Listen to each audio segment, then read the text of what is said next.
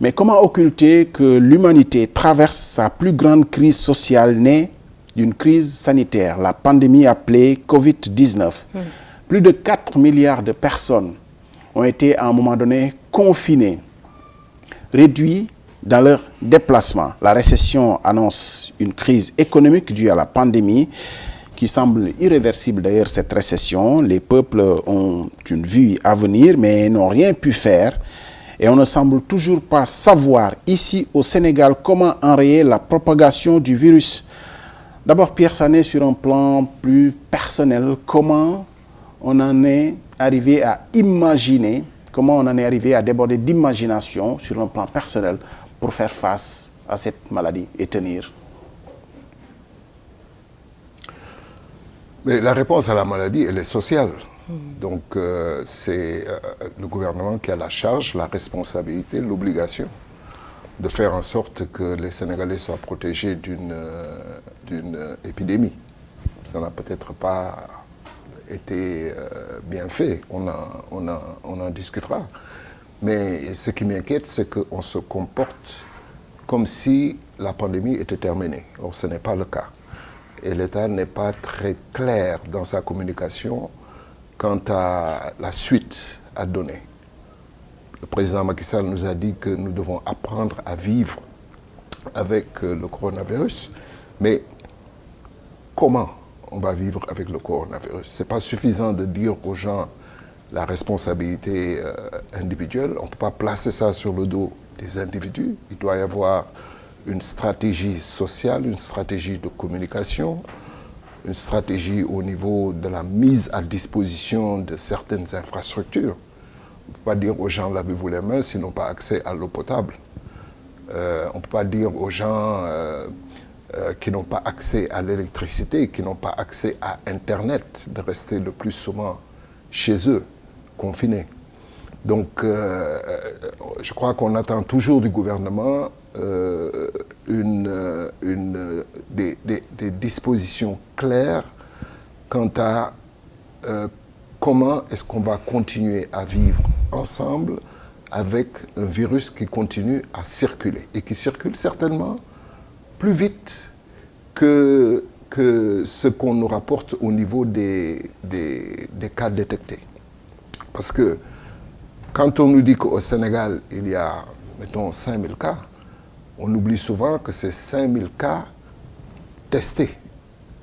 Pour savoir exactement combien il y a de cas au Sénégal, il faut tester 15 millions de Sénégalais chaque semaine.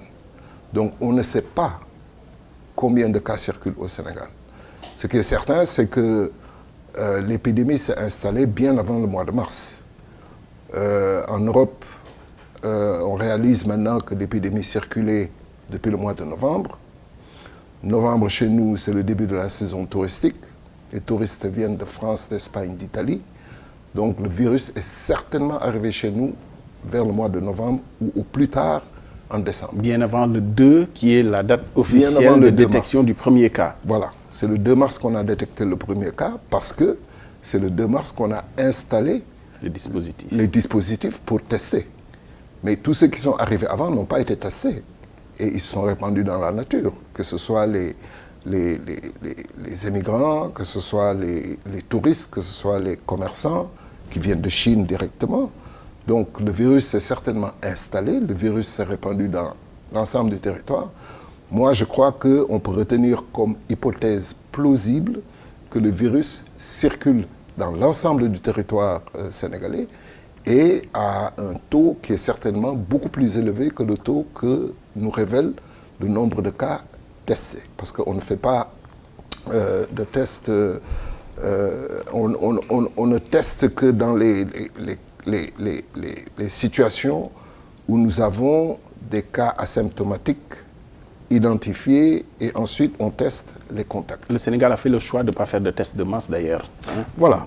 Donc, que ce soit le Sénégal ou même d'autres pays, le nombre de cas avérés, c'est le nombre de cas testés. Donc, j'ai lu des études récentes, notamment de l'université d'Oxford, le professeur, j'ai oublié son nom, qui dirige un laboratoire de recherche à Oxford, qui dit, elle, selon ses estimations, au moins 50% de la population britannique est affectée par le virus. Aux États-Unis, on nous parle de 20 millions plutôt que de 2 millions. Donc il faut partir de l'hypothèse plausible qu'une partie beaucoup plus importante de la population humaine est porteuse du virus, mais ce sont des porteurs sains. C'est peut-être ça la bonne nouvelle, qu'il y ait des porteurs sains, asymptomatiques, qui ne seront pas... 80% de ceux qui sont atteints sont des porteurs sains. Ils ne développeront pas de maladies. 15% vont développer des maladies bénignes. On peut soigner assez rapidement. Les cas graves représentent 5%. Donc, au niveau des hôpitaux, il faut s'équiper pour prévoir des cas graves, mais qui n'ont rien à voir avec les nombres cités de cas de contamination. Pierre, on le voit, il y a différentes façons de voir les choses, le verre à moitié vide ou à moitié plein aujourd'hui. Est-ce qu'on peut quand même mettre sur le crédit de la stratégie de riposte un semblant de succès, qu'on compare la situation du Sénégal à d'autres pays qui ont plus de morts où la maladie a débordé finalement? Est-ce qu'on peut mettre ça sur le crédit de succès de la stratégie de riposte? Il y a beaucoup de choses que l'on ne sait pas. Parce que c'est un virus nouveau. Est-ce que la façon dont il se propage en Afrique est différente de la façon dont il se propage dans des pays tempérés? Est-ce que la jeunesse de la population a un effet sur le développement de la maladie? Mais ce que l'on sait, c'est que l'Afrique a une expérience de gestion des épidémies que les pays européens n'ont pas. Nous avons géré ici des vagues de choléra depuis les années 60 et ça continue. J'ai lu un rapport d'un groupe de chercheurs qui faisait une évaluation de la gestion de l'épidémie de choléra en 95-96 et les recommandations qui ont été faites avaient trait à l'hygiène et l'accès à l'eau potable. Donc des mesures qui, si elles avaient été prises à l'époque, nous auraient renforcé dans notre capacité à gérer les épidémies. Donc, plus que les Européens, nous avons une expérience, qu'il s'agisse du choléra, qu'il s'agisse du VIH-Sida, qu'il s'agisse d'Ebola. Nous sommes un continent qui a l'habitude de gérer des crises. Donc, on était en droit de s'attendre à ce que cette crise-là soit mieux gérée, puisqu'on a été les derniers à être atteints. Nous savions que ça allait venir chez nous et nous avons une certaine expérience, notamment en termes de santé communautaire et en termes de santé publique.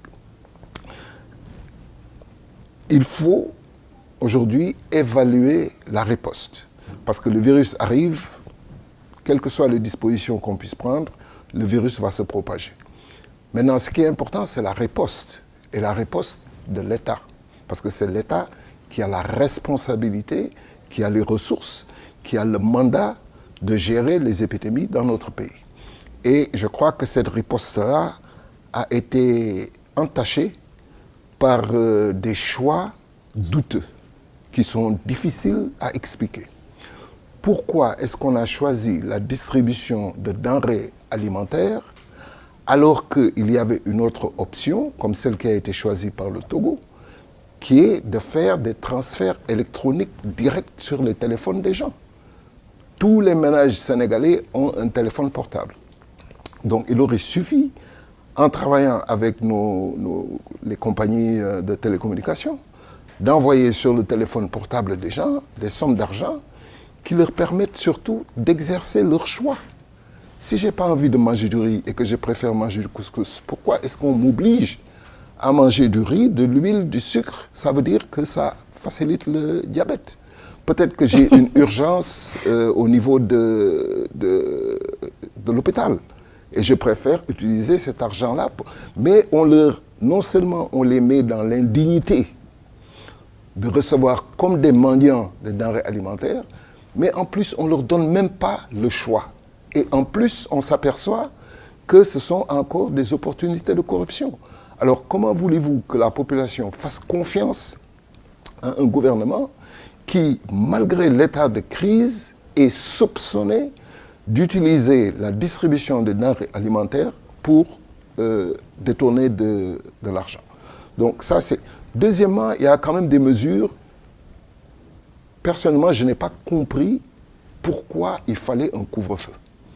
Comme si le virus dormait toute la journée et ne se réveillait que le soir. Pendant la journée, les gens circulent. Pourquoi est-ce qu'on enferme les gens qui vivent dans des concessions où il y a 20 personnes? On leur dit qu'il est interdit de sortir, alors que sortir et être dans la rue, ça protège mieux que si vous restez chez vous, parce que si vous êtes 20, les parents sont infectés par les enfants qui infectent les grands-parents. Ça facilite la propagation du virus. Donc le couvre-feu, pour moi, ne se justifiait en aucune manière.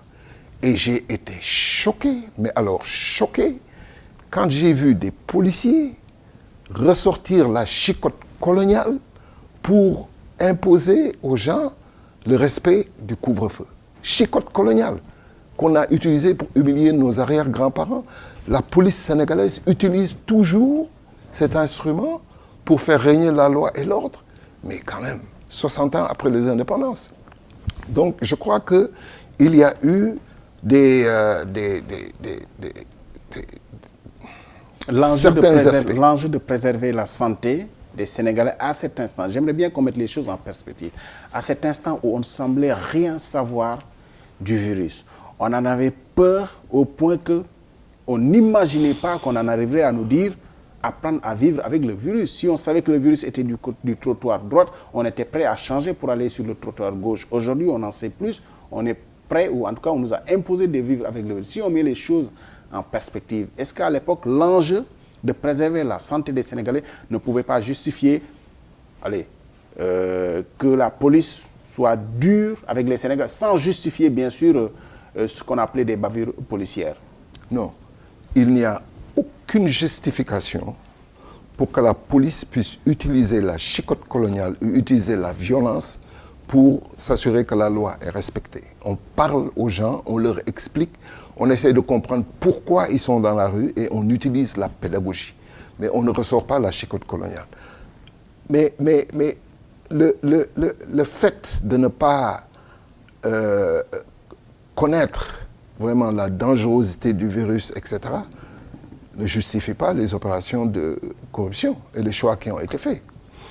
Deuxièmement, qu'on m'explique en quoi le couvre-feu est une méthode efficace pour empêcher la divulgation du virus si pendant la journée, de 7h du matin à 23h, les gens sont libres de circuler dans la rue, d'aller au travail, d'aller au marché, etc.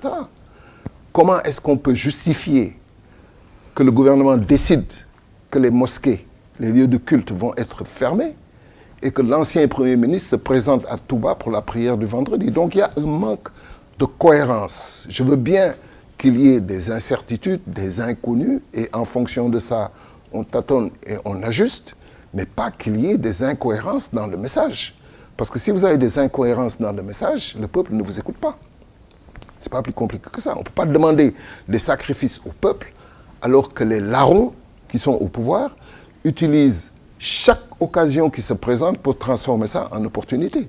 Et après, on demande au peuple de se comporter de manière éthique. Mais il faut que l'exemple vienne d'en haut. Au moins, on déclare un état d'urgence, on aurait pu déclarer un moratoire sur la corruption. Ne serait-ce que ça. On se vante quand même très rapidement, Pierre, on se vante ici au Sénégal d'avoir au moins mis à la disposition des populations des denrées, des vivres, contrairement à d'autres pays qui n'ont même pas pu assister les populations qui étaient confinées. Et ça se justifie, ça s'entend ou pas? Non. Je ne compare pas avec les autres pays, parce que chaque pays a sa dynamique propre, chaque pays a son histoire, chaque pays a son... etc. Je compare ce qui a été fait avec ce qui aurait pu être fait. Pourquoi est-ce qu'on n'a pas choisi le transfert électronique? C'est ce que le Togo a fait. Pourquoi? Là, vous comparez alors? Comparez le Sénégal avec le Togo. Je compare le Sénégal. Le Sénégal a un réseau téléphonique qui atteint pratiquement toute la population. Dans chaque maison, il y a un téléphone portable. Les Sénégalais ont l'habitude de recevoir, ceux qui sont dans les villages ont l'habitude de recevoir de l'argent de leurs enfants qui travaillent dans les villes, ou recevoir de l'argent de la part des émigrés. Donc, ils sont habitués à ce réseau téléphonique. Mais ça aurait pu être fait en une demi-journée. En une demi-journée, on aurait pu atteindre les 1,5 million de Sénégalais qui étaient en situation de détresse. Pourquoi est-ce qu'on a choisi la chose la plus compliquée, c'est-à-dire aller nous faire un show au port avec du riz, trouver 4000 camions, aller les distribuer dans 500. Jusqu'à présent, ce n'est pas terminé. Mais tous ces gens-là qu'on avait identifiés en étant en situation de précarité et qui n'avaient pas de quoi manger, jusqu'à présent, ils n'ont pas reçu leur sac de riz. Le président dit que les opérations doivent être terminées au plus tard le 15 juillet. On est aujourd'hui le 4. Et donc, on dit à ces gens-là, retenez votre faim jusqu'au 15 juillet. Ça arrive. Oui. Mais alors, pourquoi on n'a pas choisi la solution simple? Parce qu'on m'a dit, juste sur cet aspect, je viens à vous, docteur, je vous répète ce qu'on a entendu de devoir autoriser, parce que la distribution de riz au moins fait tourner l'économie. Si on avait choisi le transfert d'argent, on aurait enrichi que les entreprises de transfert d'argent. On est dans une situation où l'économie doit tourner, la distribution de riz fait travailler des transporteurs, fait travailler des manœuvres, fait travailler ainsi de suite, ainsi de suite. Non, il faut qu'on soit clair. Nous sommes ici devant une situation humanitaire. C'est une action humanitaire. Donc, ceux qui reçoivent l'argent, bien sûr qu'ils vont réinjecter cet argent dans le circuit commercial. Ils vont aller acheter du riz, ils vont aller acheter du mil, ils vont aller acheter extra. Ils ne vont pas prendre cet argent pour aller distribuer ça dans des fêtes. On ne sait pas. Ce sont des gens pauvres qui n'ont pas de quoi manger, mais qu'on leur laisse au moins la dignité d'utiliser cet argent-là, d'autant plus que c'est l'argent des Sénégalais, donc c'est la solidarité sénégalaise, qu'ils utilisent cet argent comme bon leur semble. Un père de famille responsable qui reçoit cet argent-là, mais la première chose qu'il va faire, c'est de mettre de quoi manger sur la table. Il n'a peut-être pas envie de riz, peut-être qu'il a envie de couscous. Ou bien peut-être qu'il a une urgence au niveau de l'hôpital. Ou bien qu'il doit faire un déplacement urgent. Qu'on lui laisse au moins le choix de savoir comment est-ce qu'il va utiliser cet argent. Ce n'est pas à nous de lui imposer comment est-ce qu'il va utiliser cet argent. Vous touchez votre salaire tous les mois. C'est vous qui décidez comment vous l'utilisez. On a ces gens-là qui malheureusement ne sont pas des privilégiés comme nous, à qui, à travers une action de solidarité, on met à la disposition des ressources pour qu'ils puissent traverser cette période-là, mais au moins qu'on respecte leur dignité, qu'on leur envoie de l'argent sur leur téléphone et qu'on les laisse dépenser rationnellement, comme n'importe qui aurait dépensé rationnellement. Il ne faut pas les traiter comme des enfants en disant « oui, si on leur donne l'argent, peut-être que c'est... » Mais c'est insultant. C'est insultant, je trouve. Tous les jours, quand même, le nombre de décès augmente. C'est ce qui inquiète le plus. On est à 129 morts aujourd'hui, 4 nouveaux décès. Le chiffre a été donné par le ministère de la Santé. Il y a des perspectives optimistes quand même dans la prise en charge de la maladie? Ça dépend comment on va gérer la période qui vient après la crise. Il y a au Sénégal 120 000 décès par an. Ça fait environ 10 000 décès par mois. Covid, en 6 mois, nous avons eu 120 décès, c'est-à-dire 20 décès par rapport à 10 000 décès. Et la plupart des décès que nous avons eus, ce sont des décès dus à des comorbidités, c'est-à-dire diabète, des personnes avec d'autres pathologies. Bon, donc la situation n'est pas dramatique si on regarde le taux de mortalité au Sénégal. Absolument. Mais une crise, c'est aussi une opportunité pour s'interroger en profondeur sur pourquoi on a réagi de la façon dont on a réagi et surtout comment est-ce qu'on va faire mieux la prochaine fois. Parce qu'on sait au Sénégal que ce qui facilite la propagation d'une épidémie, comme le choléra, c'est le manque d'hygiène, c'est la non-disposition d'eau potable. Ça, on le sait depuis 20 ans, depuis 30 ans. Jusqu'à présent, si vous allez dans le monde rural, 27% de la population n'a pas accès à l'eau potable. Ici, nous avons vu à Dakar les mêmes problèmes chaque année, ça recommence chaque année. On n'a toujours pas réglé le problème de la distribution d'eau potable dans notre pays. Or, l'eau, c'est un besoin existentiel. On a besoin de l'eau pour boire, on a besoin de l'eau pour se laver, on a besoin de l'eau pour faire la cuisine. C'est un droit fondamental. Et je ne comprends pas qu'on puisse allouer la satisfaction de ce besoin existentiel, la satisfaction de ce droit élémentaire à une société privée qui plus est étrangère. Parce que une compagnie privée qui plus est étrangère a un seul objectif, c'est de réaliser des profits et puis d'amener l'argent. Ce n'est pas la satisfaction. Mais le cahier des charges, il est quand même bien défini, qui est de la mise à disposition de l'eau quand même. Ouais. Abdoulaye, on ne confie pas à une entreprise privée étrangère la satisfaction d'un besoin existentiel. Mais c'est ce qui s'est passé de tout temps. Qui conditionne, oui, mais je ne parle pas d'aujourd'hui. Je ne suis pas là pour faire un procès du gouvernement ou pour le défendre. Ça ne m'intéresse pas. Ce que je regarde, moi, c'est 60 ans d'indépendance, quels que soient les régimes. Ce à quoi on est arrivé et ce à quoi nos populations sont en droit de s'attendre et comment on le satisfait le mieux. Je crois que dans n'importe quel pays, il est irresponsable de confier la satisfaction des besoins existentiels à une compagnie privée dont la logique est le profit et non pas la satisfaction des besoins des populations. C'est comme demain si on privatisait l'air qu'on respire.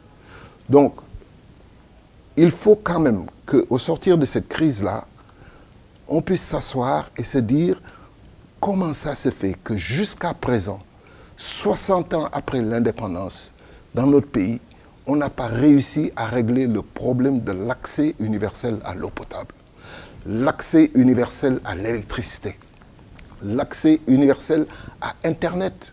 On a vu comment Internet était indispensable pendant la période de confinement ou de rester chez soi.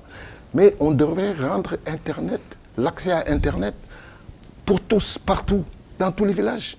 Donc, ça, ce sont des urgences. Et des transporteurs, fait travailler des manœuvres, fait travailler ainsi de suite, ainsi de suite. Non, Ça, il faut qu'on soit clair. Nous sommes ici devant une situation humanitaire. C'est une action humanitaire. Donc, ceux qui reçoivent l'argent, bien sûr qu'ils vont réinjecter cet argent dans le circuit commercial. Ils vont aller acheter du riz, ils vont aller acheter du mil, ils vont aller acheter extra. Ils ne vont pas prendre cet argent pour aller distribuer ça dans des fêtes. On ne sait pas. Ce sont des gens pauvres qui n'ont pas de quoi manger, mais qu'on leur laisse au moins la dignité d'utiliser cet argent-là, d'autant plus que c'est l'argent des Sénégalais, donc c'est la solidarité sénégalaise, qu'ils utilisent cet argent comme bon leur semble. Un père de famille responsable qui reçoit cet argent-là, mais la première chose qu'il va faire, c'est de mettre de quoi manger sur la table. Il n'a peut-être pas envie de riz, peut-être qu'il a envie de couscous.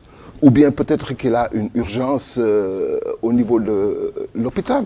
Ou bien qu'il doit faire un déplacement urgent. Qu'on lui laisse au moins le choix de savoir comment est-ce qu'il va utiliser cet argent. Ce n'est pas à nous de lui imposer comment est-ce qu'il va utiliser cet argent. Vous touchez votre salaire tous les mois. C'est vous qui décidez comment vous l'utilisez.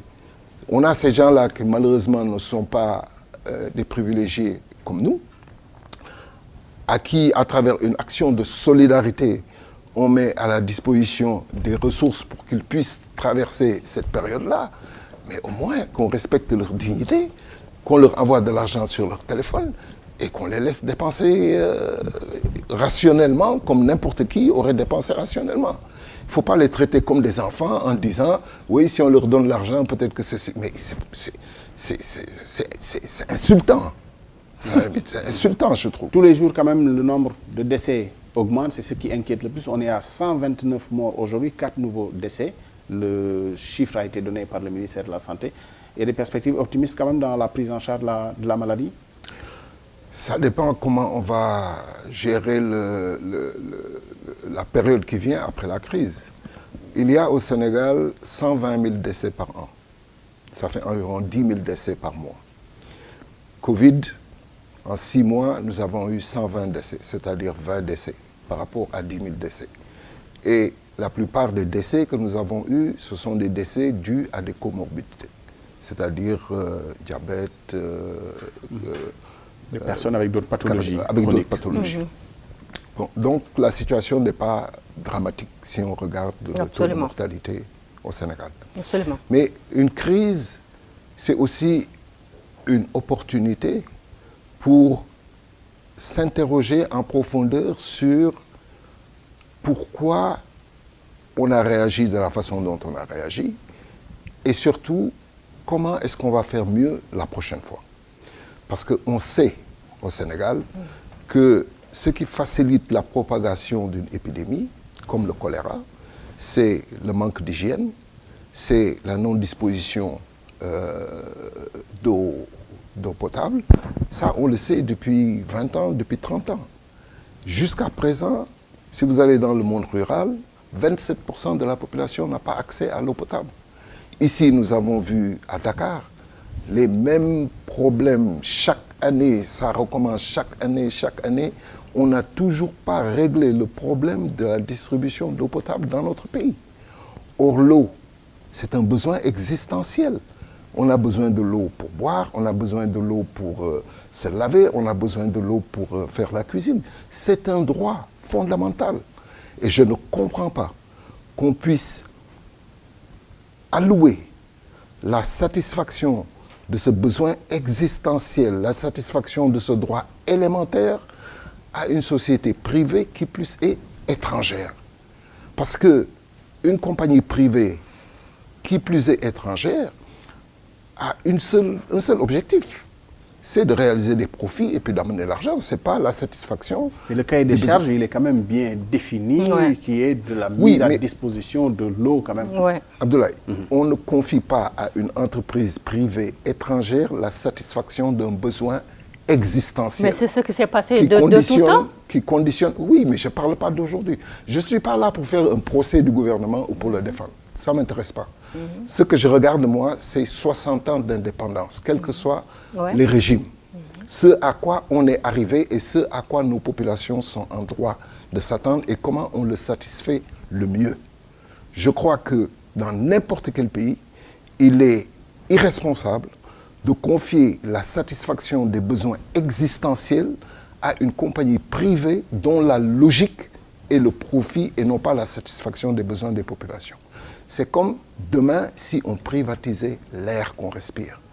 Donc, il faut quand même qu'au sortir de cette crise-là, on puisse s'asseoir et se dire comment ça se fait que jusqu'à présent, 60 ans après l'indépendance, dans notre pays, on n'a pas réussi à régler le problème de l'accès universel à l'eau potable, l'accès universel à l'électricité, l'accès universel à Internet. On a vu comment Internet était indispensable pendant la période de confinement ou de rester chez soi. Mais on devrait rendre Internet, l'accès à Internet pour tous, partout, dans tous les villages. Donc ça, ce sont des urgences.